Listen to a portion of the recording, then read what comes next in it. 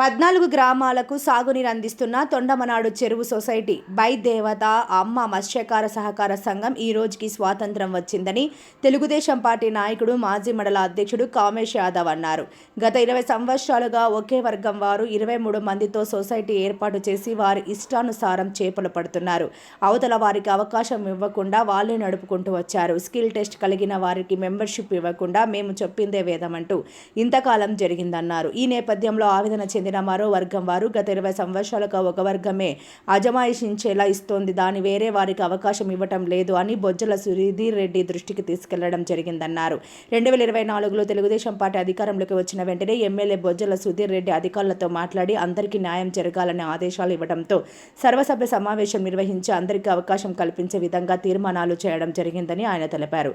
ఇది చట్టపరంగా జరిగిందని ఏకపక్షం నిర్ణయం కాదని తెలిపారు. ఇందులో ఇరువురు వర్గంలు వారు కలిసి ఈ చెరువులు చేపలు పట్టుకునే విధంగా కమిటీగా ఏర్పాటు చేయడం జరిగిందన్నారు. అందరూ కలిసి ఒక కమిటీగా ఏర్పడి డిపాజిట్ చేసుకుని సొసైటీని కొనసాగించాలని కామేష్ యాదవ్ అన్నారు. దివంగత మాజీ మంత్రి బొజ్జల గోపాలకృష్ణారెడ్డి ఆశయాల మేరకే అందరికీ న్యాయం చేయాలని మేము భావించామని ఆయన తెలిపారు. ఈ బైదేవతమ్మ ఫిషర్మెన్ సొసైటీకి ఈ రోజుకి స్వతంత్రం వచ్చినట్టు అయింది.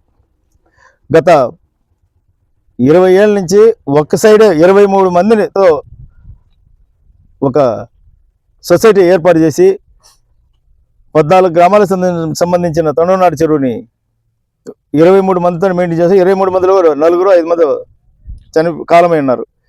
అయినా వాళ్ళతోనే మెయింటైన్ చేస్తున్నారు. గత 12-13 సంవత్సరాల ముందు స్కిల్ టెస్ట్ పెట్టారు. స్కిల్ టెస్ట్ పెడితే 100 చిల్లర మంది పాల్గొన్నారు. దాంట్లో 34 మంది సెలెక్ట్ అయినారు. వాళ్ళని ఇన్ని రోజుల నుంచి వాళ్ళని స్కిల్ టెస్ట్లో పాస్ అయిన వాళ్ళు కూడా వాళ్ళు చేర్చుకోకుండా చైర్మన్ గారు ఇబ్బంది పెడుతున్నారు. అదే చైర్మన్ తప్పుడు రిజిస్టర్లు రాస్తూ దానికి స్పెషల్ ఆఫీసర్ వేసినా కూడా స్పెషల్ ఆఫీసర్కి బుక్స్ ఇవ్వకుండా వాళ్ళ ఇంటికి పోతే మహిళలందరినీ అడ్డగిచ్చి గత 2-3 నెలల క్రితం దూరం చేసి బుక్స్ ఇవ్వకుండా పంపించేశాడు. స్పెషల్ ఆఫీసర్ పోయితే నువ్వెవరు అని మాట్లాడినారు. ప్రభుత్వం ఒక స్పెషల్ ఆఫీసర్ని అపాయింట్ చేస్తే ఆ అపాయింట్మెంట్ కూడా తిరస్కరించి వాళ్ళందరినీ ఇచ్చేశారు. ఈరోజు ఆ స్పెషల్ ఆఫీసర్ ద్వారా ఆ రోజు సెలెక్ట్ అయిన స్కిల్ టెస్ట్లో సెలెక్ట్ అయిన వాళ్ళని ఈ మొన్న నుంచి జేఫారాలు తీసుకొని అంతా చేసి 15 రోజుల ముందు నోటీసులు ఇచ్చి ఈరోజు మీటింగ్ ఉన్నదని చెప్పి మీటింగ్ అదే బైదేవతమ్మ దగ్గరే ఏర్పాటు చేసి ఆ మహాతల్లి దగ్గర ఈరోజు అన్నీ పూర్తి చేయడం జరిగింది. బుక్స్ ఎండోర్ చేయకుండా ఆడిట్ జరగకుండా ఆడిట్ ఇది జరగకుండా అసలు ఎలక్షన్ అంటే కలెక్టర్ గారు ఉత్తర్వులతో కోఆపరేటివ్ ఎలక్షన్ జరగాల. కలెక్టర్ గారు ఉత్తర్వులు కూడా లేకుండా చెంగల్రాయరెడ్డిది అయిపోయింది, ఆనందరెడ్డితో మళ్ళీ ఇంకొక కమిటీ ఫామ్ చేసిన అంటారు.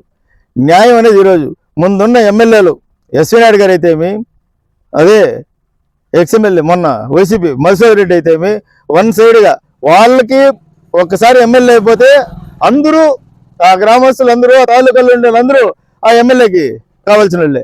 కానీ న్యాయమైన పనులు కూడా ఇన్ని రోజులు వాళ్ళు తప్పుడు పనికి సపోర్ట్ చేస్తూ ఇన్ని రోజులు కాలయాపన చేశారు. ఈ రోజుతో దానికి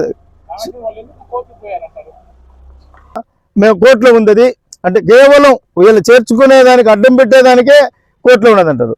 ట్రిబ్యునల్ అంటారు, ట్రిబ్యునల్ అయిపోతే హైకోర్టు అంటారు, హైకోర్టు అయితే సివిల్ జడ్జి అంటారు. ఇట్లా అన్ని కోర్టులలో తిరిగారు. కోర్టులలో కూడా అన్నిటిల్లో వీళ్ళు ఈ స్కిల్ టెస్ట్లో పాస్ అయిన వాళ్ళందరూ ఎదుర్కొని మా ఎమ్మెల్యే గారు చెరువు కట్టపై నుంచి ఎలక్షన్ ముందు ప్రామిస్ చేశారు, నేను ఈసారి ఎట్టయినా మీ అందరికీ న్యాయం చేస్తానని. ఆయన లాయర్లతో మాట్లాడి ఆయనకు కావాల్సిన లాయర్లతో మాట్లాడి తప్పుడు పనికి ఎందుకు ఈ విధంగా జరుగుతున్నదని లాయర్లు ముఖ్యమైన లాయర్ని ఆయనకు కావాల్సిన వాళ్ళు పెట్టి అన్ని కోర్టులలో కూడా ఆ బుక్ తెలియదు. అది తెలిసే బుక్స్ ఇస్తే కదా, బుక్స్ లేదంటే దాని అర్థం ఏందనేది ఇంక తెలియాలి. పాప పుణ్యం దేవుడు తెలియాలి, మనకు తెలియదు. మీకు ప్రెస్ మూలంగానే అన్యాయం జరిగిందని ముందు 2 నెలల క్రితం మీరు ఇచ్చారు. అదే మీరు సాయంత్రం మళ్ళీ ప్రెస్ మీట్ పెట్టి చెప్పారు. మీ ప్రెస్లో కూడా వచ్చింది, మీ అందరి దగ్గర అన్ని 1-2 మిస్టేక్స్ కానీ అన్ని ప్రెస్ల్లో వచ్చింది. వాళ్ళది అన్యాయము మాది అన్యాయం అని చెప్పారు. మా వాళ్ళది మా పార్టీ ఎవరిది అన్యాయం అనేది కూడా మీకు అందరికీ తెలుసు. మేము వివరించి చెప్పలేదు. అది కేవలం వాళ్ళు చేర్చుకోవాలనే ఉద్దేశంతోనే 6 బుక్స్ 7 లీజు విషయం, చెరువు లీజు విషయం ఈ స్పెషల్ ఆఫీసర్ వేస్తున్నారు. స్పెషల్ ఆఫీసర్ ఏమి చెప్తే దానికి అనుగుణంగా మేము నడుచుకునే దానికి సిద్ధంగా ఉన్నాం. మేము అందరూ సభ్యులే, ఇల్లు సభ్యులే, వాళ్ళు సభ్యులే, పాత వాళ్ళు కూడా, చనిపోయిన వాళ్ళు మిగతా 100% కలిసి ముందుకు పోతేనే కొనసాగుతుంది. కలిసి ముందుకు పోకపోతే కరెక్ట్ కాదనేది నా భావన, నా ఉద్దేశం. నాతో ఉన్న వాళ్ళైనా ఇంకొకరైనా కలిసి అందరూ సఖ్యతగా ఉంటేనే సంసారం సాగుతుంది. కానీ సఖ్యతగా ఎల్లకాలం ఇబ్బంది లేదు. సభ్యులు అందరూ ఒకటిగా ఉండాలనేదే మా కోరిక. మా ఎమ్మెల్యే గారి కోరిక కూడా అదేను.